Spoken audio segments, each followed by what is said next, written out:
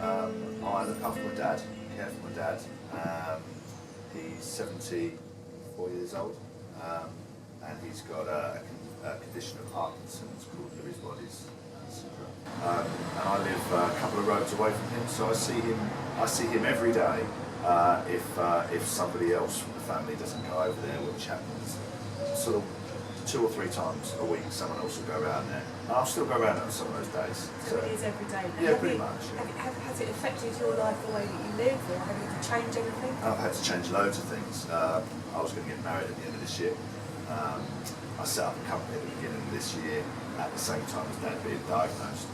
And because I go around my dad's every day, and certainly for the 9 weeks he was in hospital, I was by his bedside for most of the days. And when he came out, then trying to sort out carers and district nurses and pill boxes and hospital beds and all that sort of stuff, which just goes round and round and round in circles. So unfortunately my work's been impacted to a point where now I can survive, but I certainly can't afford to do the things I wanted to do this year. So everything's been postponed by 12 months, but that's okay. Life is life. I didn't expect these things to be thrown at us.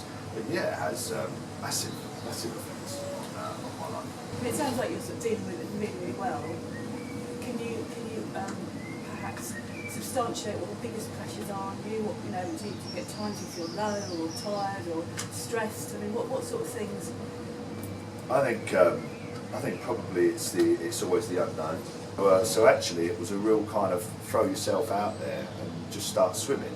That's really frustrating, and it's a communication thing. You literally could be yards away from someone who's got the answers. You just don't know. You don't know.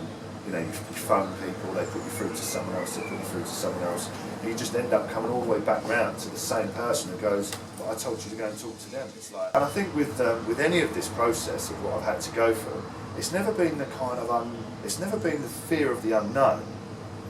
It's actually been the fear of not being able to communicate with somebody. The struggle is actually just when you've got someone that you can talk to. It's not about being able to talk to somebody. It's just actually knowing you've got that support line there that you can actually pick the phone up if you need to, like an insurance, like a buffer. From my point of view, while Dad was in hospital, I should have just been already getting on the blower, putting things in place. But you kind of, again, you just sort of think, well, at some point someone's going to go, oh, here's a book, here's a pack, and this will really help you out. And actually, it's taken 2 months for me to kind of, come to you guys. And as soon as I spoke to you, you came out that afternoon. So everything then became much better. Glad you found us, and I'm glad we've been able to help in a small way. Absolutely. We'll always be here. I totally appreciate that. And the moment that I was very apprehensive when I met you, just because I'd met quite a few people before that I put quite a lot of hope into the fact that actually this was going to be kind of a bit of a lifeline, and it wasn't. It was always like a bit of a anticlimax when I met these people. But with yourself, just having those couple of hours and talking through the things that we did, it meant that at least I'd finally found someone that I could sort of walk this path with. And I don't feel like I'm alone now. I feel like there is somebody else there that I can kind of go, I don't know what this next stage is or what's going on, but is this common? Is it? And at least I've got some sort of ear that can hopefully sort of listen and give me some direction. So I care for my wife for over 20 years. She had a major stroke. She could not feed herself. She could not wash herself, do anything. Within 6 months, she lay downstairs in the bed, and gradually she got her speech back, and we started watching the television, all the programmes that were interesting, Countdown and all that sort of thing. Brilliant. If you don't mind me asking, Yeah. you've done all this care for a long time. How old are you? 83. And looking very fit on this. And Margie's about the same kind of age. She's 82, yeah. Okay. Just out of interest, I know things have changed a little bit lately, but for the last 3 or 4 years, were you caring full time, or did you have help? No, I had no help myself. Do you have any other sort of help from social services? No. Nothing at all? No, nothing at all. Okay. So how would you say that being Margie's husband and now carer impacted your life? What differences did it make to your life?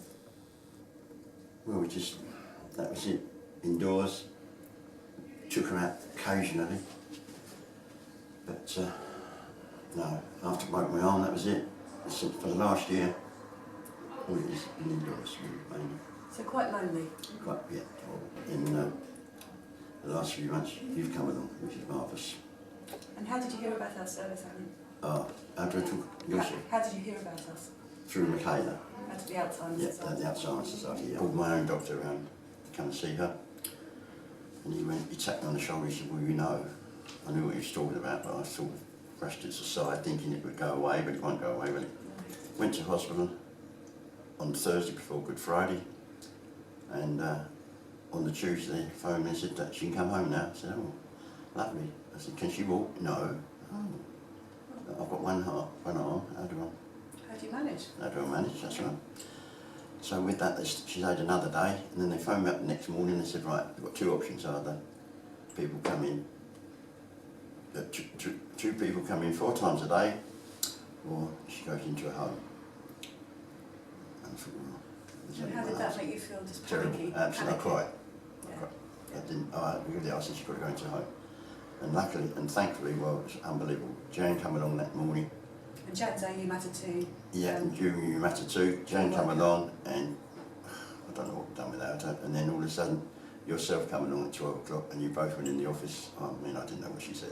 It was wonderful to think that I had that sort of support. When you met us at You Matter Too, what practical help have we been able to give you? What difference has it made? Well, it was marvellous. When Jane came on Thursday, it meant I could go shopping without no worries. Went shopping, and you know, and she stayed with Margie. And, she was so brilliant with Margie. I mean, as you know by the letter, you know, she was. I can't fault none of you. What's happened subsequently? What other things have we managed to do that have helped you a little bit? Yeah, what from yourselves? Yeah.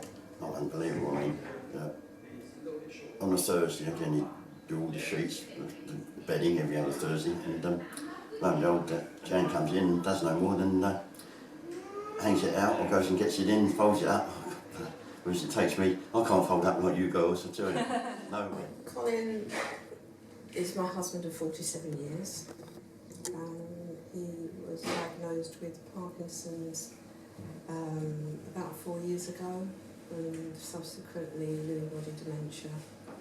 And obviously he's gradually deteriorated over the last few years, as is the nature of the complaint. I also try and do as much as I can in between time for him. I'm not one to just sit and just let it progress, so that I take him to acupuncture once a week. I make sure he goes to his Parkinson's dance class, courtesy of Hamelin Trust. I try to take him out for a walk each day. He has somebody coming in twice a week doing exercises with him. I watch his diet. I do quite a comprehensive smoothie each morning, which looks gross, but the spirulina makes it go dark green, and so it really looks, but it's really full of all the things, bananas and fruits and things that help to stimulate the dopamine. So in many ways I'm very proactive in his care. I make sure he gets enough exercise, enough sleep, enough mental stimulation as much as I can. From a caring point of view, I'm just thinking about the actual, you know, the stress and strains, the physical problems that you're experiencing. I mean, you're, if you don't mind me saying, quite petite, and he's sort of 6'4" giant. So what sort of problems have you, as a carer, have you come across that you could share with us today? Well, physically, yeah. Obviously, he has to be about to getting in and out of chairs, because he can't, because of the dementia and the muscle weakness. Even though he's been supplied with one of these riser recliner chairs, he doesn't always know how to work it. So it's either a case of me physically working it, or getting into a position and sort of getting in front of him and pulling him up. I have to we live in a place that's got stairs, as you know, so I have to be behind him because as he's going upstairs, he's getting, so he doesn't put his foot on the stair and he could easily slip. He gets a little bit wobbly on his feet at times. I need to normally help him go into the loo, especially at night. He doesn't know how to position himself, so he's sitting on it, and so you get a wet floor and wet clothing as well. So you're up through the night every night, apart from your waking night support?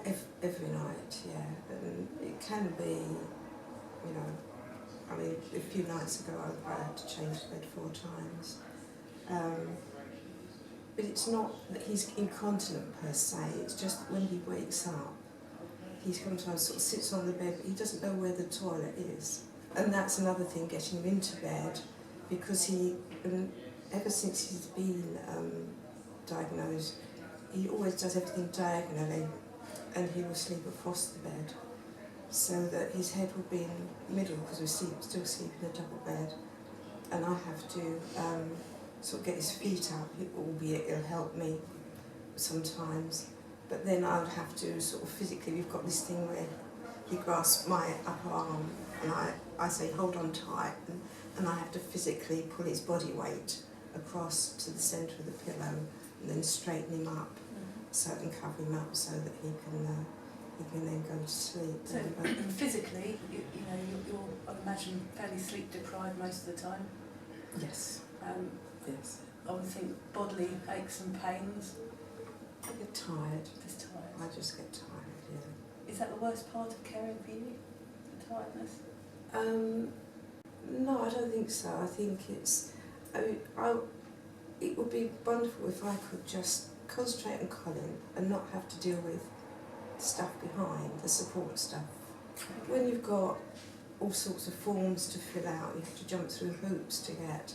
I mean, I'm after respite care at the moment, and I'm finding it very difficult to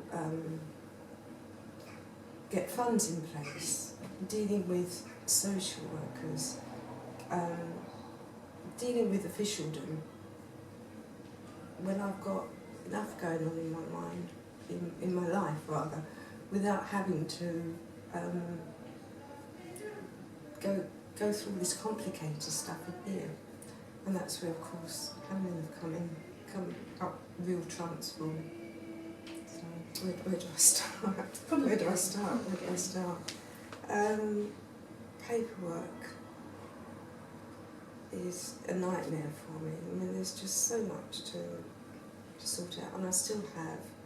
And I've got, I mean, you initially, and then Fran comes in regularly every other Thursday.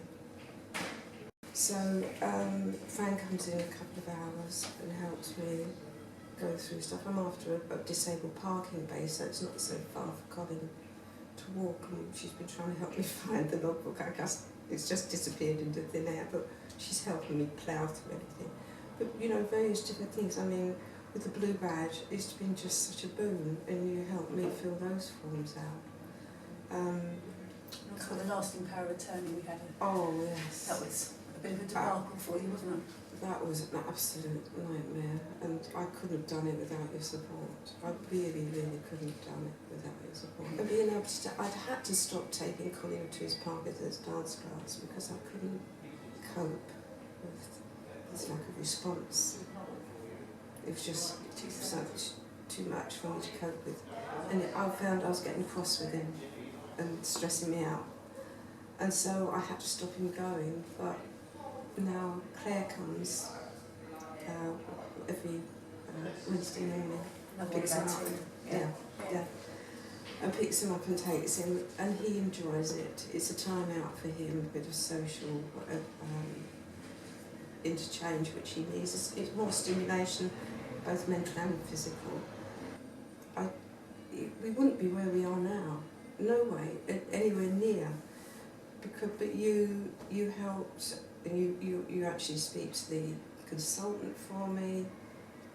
You've dealt with, you know, the cardiologist, the consultant, liaised it, batted one against the other, as it were, and played off one against the other, and the GP, You're just so amazing. What would have improved your experience of caring, and how could it be improved in the future? Or that is too big a question. Sometimes I wish there was a kind. I know there's always someone. You get back to me if I need it. You get back to me as often as you can, but you're not there. You're not there. You're even full-time during. You've got a job to do. I'm saying you're not available to speak to. Hamelin is very much homed in on carers and their needs.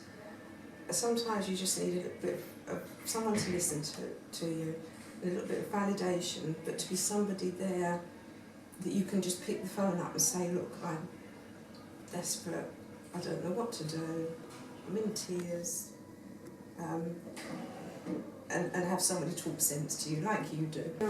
Over the last few months, I don't know what I would have done without the Hamelin Trust. I'm so grateful that you're in my life. I mean, it's all very well them saying, well, there's help out there with social services and this department and that department, and community nurses and the like. But when push comes to shove, Hamelin have been there, where without all the hassle, you just have to ask, and they're there. No form for it. And you don't have interviews and people getting officious with you. You don't have to plough through officialdom to get help and practical help and quickly. Responsive help, and it just makes so much difference. And I'm just hoping that Hamelin stays in my life for years to come while I'm caring for Colin. We also do other activities to sort of promote your well-being as a carer. What sort of activities have you enjoyed with us? What sort of experiences?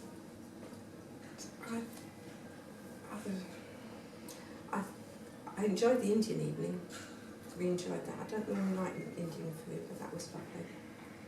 The massages are second to none, yes. Love it. It helps you wind down. It gives me a little bit of me time where I can just relax and not have to think about, knowing that Colin's been looked out after, and I don't have to think about that, and I can just wind down, be me for now. It matters, doesn't it? It makes such a difference. It makes such a difference, yeah. So, you're brilliant. It's so brilliant. I care for my husband. We've been together for 13 years now. He was diagnosed after a bit of a 3-year battle with a rare autoimmune disorder called Addison's disease. And that happened in October last year. But we had quite a scary few years getting to that point, and particularly last year where his health was incredibly unstable, to the point of we've had several life-threatening crises which have meant being rushed to A&E, and we actually had one only 5 weeks ago.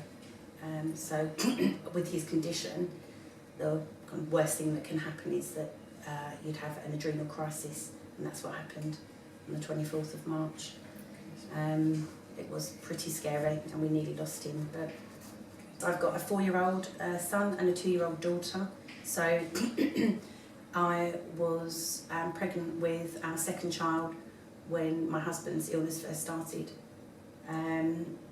So that was incredibly difficult, and thought I was becoming more and more fatigued with the situation as it unfolded. And it turned out I was pregnant. I was fatigued, but I was pregnant as well.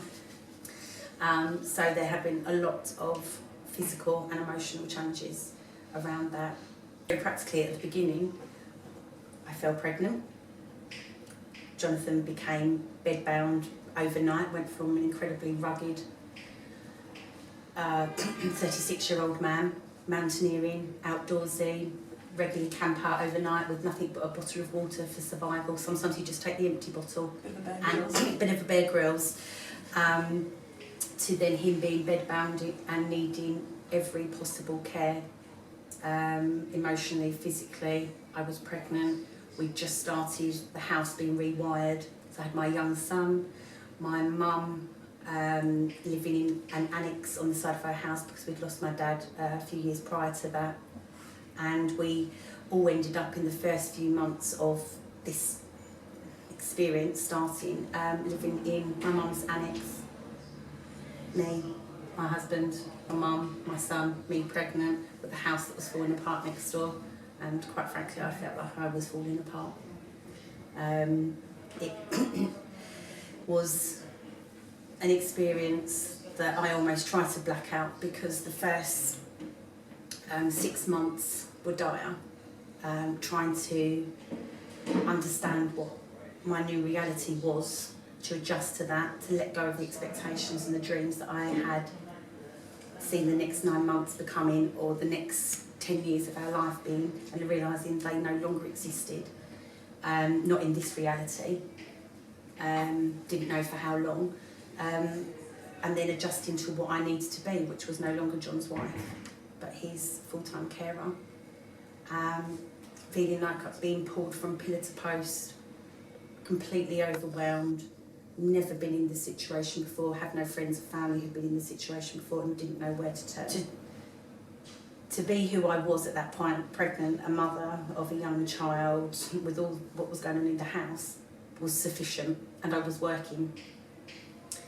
That was all sufficient at that time. And then to have what happened to my husband, to have to look after him, but then to deal with trying to get help, feeling so utterly responsible for everything, was too much and sent me into depression. I think the biggest challenge at that time was the paperwork, trying to get help, trying to line up all the services, the GP, the hospital appointments, the tests, the blood tests, the medication, and that's on top of everything else that's going on, the actual day-to-day care that has to happen. And somehow trying to make it work, and the concept of me just didn't exist, it couldn't exist, it just wasn't possible. At that kind of stage you need a PA, somebody to orchestrate it, to pull it all together. There are too many services, too many departments, too many forms, so dealing then with, at that point, the financial side of things, me standing off against the council, the mortgage company, etc., the Department for Work and Pensions, making sure that we got the financial support that we needed at that time. Then there's the whole medical aspect, and that's not only getting the diagnosis we need and the testing, but the day-to-day care we need from the GP, then involved in social services. And there simply were 30 plus teams, which is unfathomable. At the start I simply couldn't ask for help because I didn't know what I needed. I didn't know how to do it. There was too much. There was no time to formulate a plan in my head because it moved, the reality had moved already. And nothing seemed to be happening. As I gathered that data, then there were all the phone calls that needed to be made to get going with those services, social services, the GP, consultants, etc. Simply getting my husband on the home visit list. Everything was. Each service required 10 phone calls to get something going, and trying to find the time in the day to do that. So I neglected my children. Jonathan then, from a care perspective, got from me very bare bones, not what's necessary, not what's needed at a basic level for a person, not what's needed for my husband. But I was simply stretched too thin, and there was the promise then when I finally got to speak to every team that somebody would call me back and help will be given soon, and you've just got to have this evaluation, this is what we're going to do, and you're high priority, you have a young family, and nothing happened. Just utterly overwhelming, not something you sign up for, something you do for love. You have in a small way helped. What has that help look like? Yeah. So, do you know what, I'll be honest, I can't even remember how we first came in contact, because it was such a swarm. But I definitely spoke with you, your team. I can't remember if it was through the GP. And I think that therein lies one of the biggest problems, that there is no central place to gather this kind of information and the help that you need. As I referred to before, there are 30 odd websites and goodness knows how many groups, and I'm sure many teams have the most wonderful intentions and objectives and ethos, but practically none of it helped. None of it helped me. It was me pushing things along and doing it, and things couldn't happen quick enough, and not because of how I wanted things to happen, but to give my family the right support, to give Jonathan what he should be entitled to as a human being. I suppose at that point I felt I'd never been in that situation before. I didn't know anybody who had. I didn't know the questions to ask. I didn't know whether my feelings, my thoughts were valid, and my thoughts were so chaotic, and I felt so incredibly overwhelmed. And I would liken it, I was in very rough, rocky waters, and you came in and provided an anchor, that safe haven, and I couldn't have done it. I couldn't have got through those early stages without you guys. But You Matter Too provided practical, on the ground, actual help, rather than, if you fill this format and what we're going to do is we're going to create the service, we're going to create a plan. You came in, let's take something off your hands, give me the ironing to do, as it was piling up in the cupboards and hadn't been touched and everybody was wearing creased clothes, just to get back to a normality, nothing additional and sparkly, just a normality, and help hoover my floors, because as you, I wasn't pregnant at that point, I'd had Holland at that point, my daughter, and I was suffering terribly with my back, and I could hoover the floor, and I would be popping painkillers from morning till night and ice packing constantly, and I just needed hands-on help. I want somebody to come in and know that somebody's coming in and that it's emotionally unattached, and someone's going to go, okay, I'll take that off your hands. And I looked forward to that day every week. And you know how highly we rate Chrissy in our household. She's come in and forged a bond with both of my children, and I know that when she's coming, I can literally switch off. I know the children are taken care of, but it's more than that they're entertained and they're being loved. And I will turn around, and yesterday she's done all my washing up, and I walked in, something looks different, and the dishwasher's done as well. Oh, thank you so much. And Chrissy comes in, very unassuming. That help is just given, it's practical. I'm not having to create a plan. I'm not having to sign off forms to get something basic done. Yeah.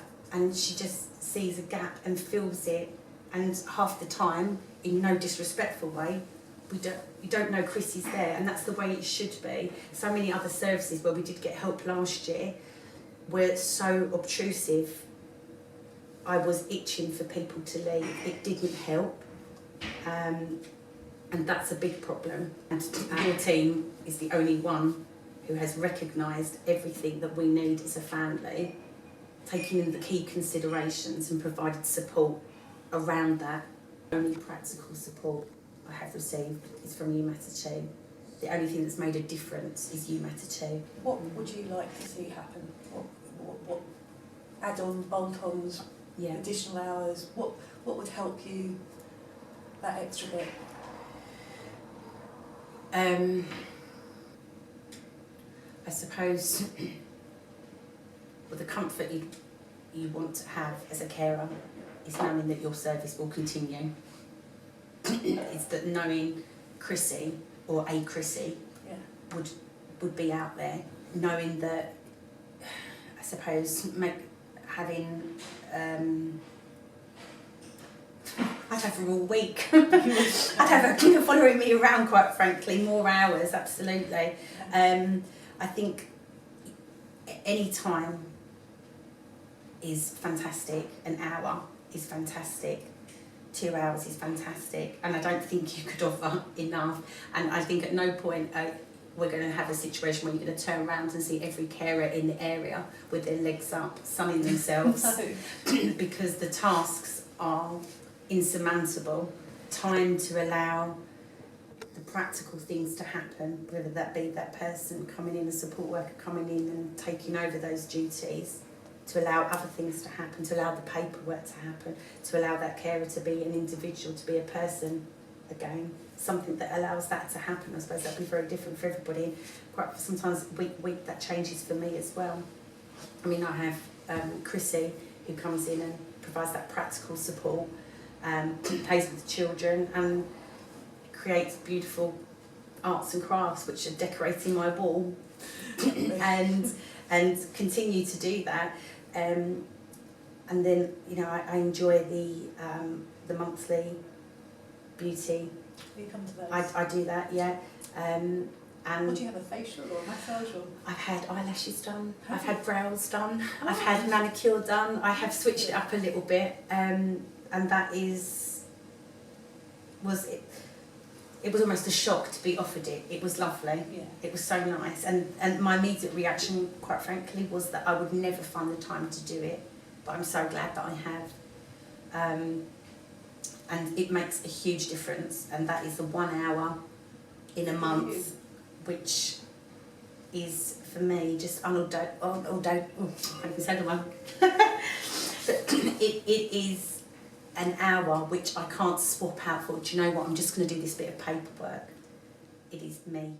I care for both my husband, who's 55 and has Alzheimer's, and I care for my mum, who's 83, and she has vascular dementia.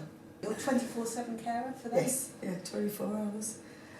And in addition, I think if I remember right, you work as well? I know I work 5 hours a day from home, thankfully, otherwise I wouldn't be working. It's difficult juggling everything.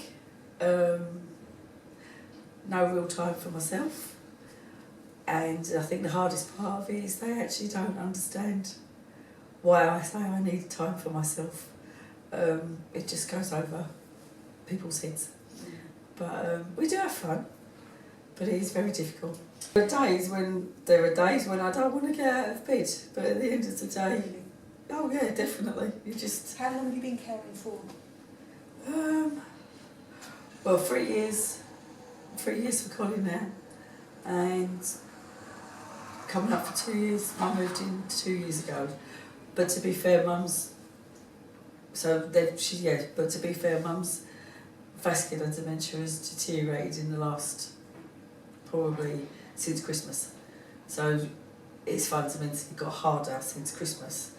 But all of Colin's personal care, Mum needs guidance around the shower, help putting it on and off. Some days are very good. She needs help with dressing.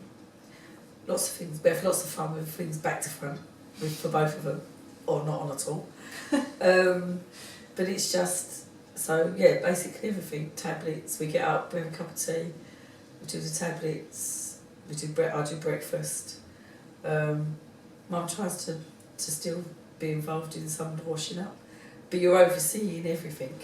So even if there is help, you're overseeing everything because it's not necessarily always done how it should be. And are you currently getting any support? We get support from you.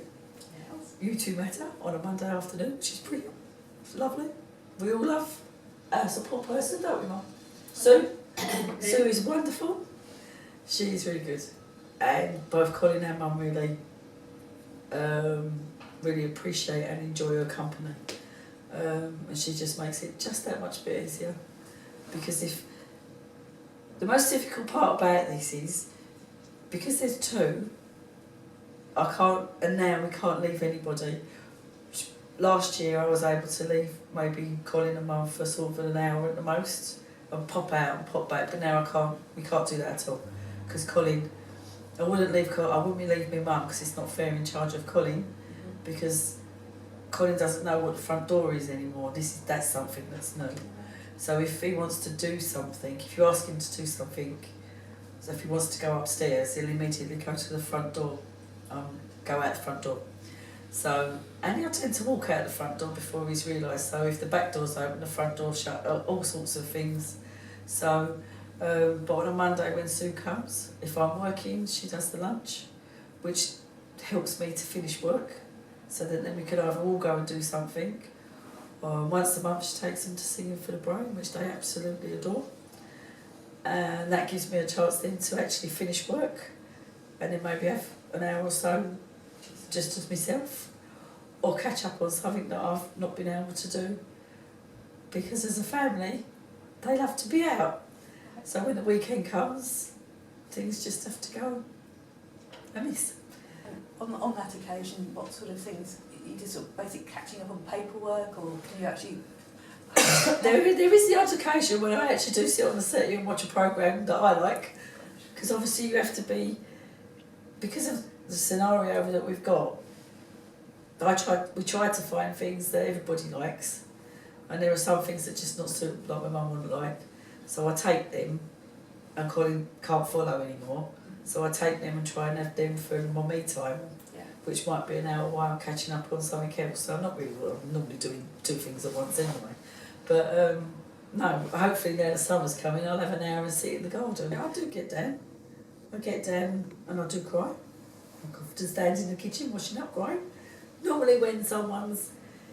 It's so difficult. I think the most difficult part about this, and what a lot of people don't realise, is when they've got vascular or Alzheimer's or any kind of dementia, is that 1 minute everybody's happy, and the next minute you could be getting told off for something that, told off, probably the wrong language, but you can be being told off for something where you're trying to help someone. Say like Colin, you're trying to help Colin achieve something, and then all of a sudden it becomes a massive battle, and then he's blaming you for something that you're trying to help him with.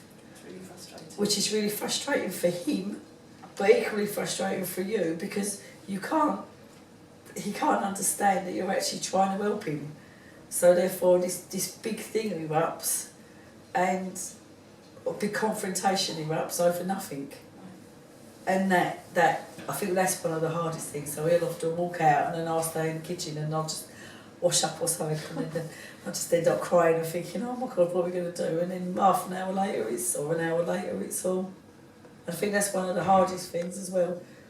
You just have to keep telling yourself it's not their fault, because it isn't their fault, and it doesn't matter how much you try to explain something or do something, you just have to let it go and walk away, because otherwise you end up with this massive, great big scenario of people, and having two people, they both feed off of each other in a day. It can go very down very quickly.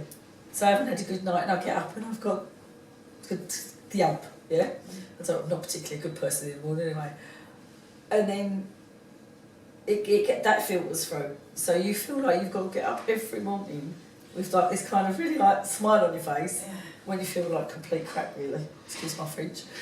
And you just have to get on with it, because if you don't get up like that, it then feeds round, and then before you know it, you've got this massive great scenario of everybody's got the ump and nobody knows why they've got the ump. It's really peculiar. Is there anything else that you have to give, brings to you that you think's worthwhile? The holistic treatments. Love those. I love those, yeah. There's so many of the courses I'd like to do, but the timing's just that I'd like to do the computer course, but I now have to be back at 3:30 to make sure I'm home for Colin, because we can't leave him unattended at all at any time. That's what's the best thing I managed to do. We come over to do at Christmas, didn't we, the flowers? Yes. Yeah. And then the nice part about this is if I want to come, you will always go out of your way to make sure that I can come, if I can come, and that bringing Mum and Colin isn't a problem. And that's what's really... Or enjoy their company. Yeah, but that's what's really important as well, because a lot of the time you can't go and do things because you can't... Have anybody to look after them. Yeah. So that's been really... Well, that's good to hear, because that's something that wasn't within our remit originally. No. And because carers like you fed that back, we were able to make that change. Yeah. And it's like when Sue first come, because for me, we've got lots of appointments, so the most difficult thing is to bring 2 people to an appointment and then have to decide which one you're leaving in the room, in the waiting room, and the other one while you're dealing with the other one, and then Connie can't be left at all. Mum's a bit better in that respect because she won't walk off, but Colin don't know where you've gone. He comes to look for you, and then that all goes. So that was really good because when the remit changed, it was I could concentrate on one person, while Sue or somebody else who might have come could just be with that person, and then they don't feel like they're being left out either. Yeah. Just to sort of finish off with, if you know I could give you a magic wand, I mean, other than obviously making Colin and Mum well again, what could our service develop into, or what's still missing? I mean, I know there's a lot of areas where you're getting kind of signposted to different areas. I mean, is signposting useful to you, or is it really the practical support that you? No, it's practical support, really. Okay. So For me, it's practical support because there's 2, yeah. That would be on useful. possibly weekend hours. Weekend hours. Yeah, because in the week in the week it's less difficult. It's still difficult, but less difficult because Colin goes to the day centre. Right. So, even then in the week it would be nice for Mum just to have a bit more company. Because once I'm working, Yeah, you have to be focused. and that doesn't always. That isn't always recognised. Walking and singing seem to be our forte. So anything to do with walking and singing is quite good, really. We could see one And dancing. Yeah.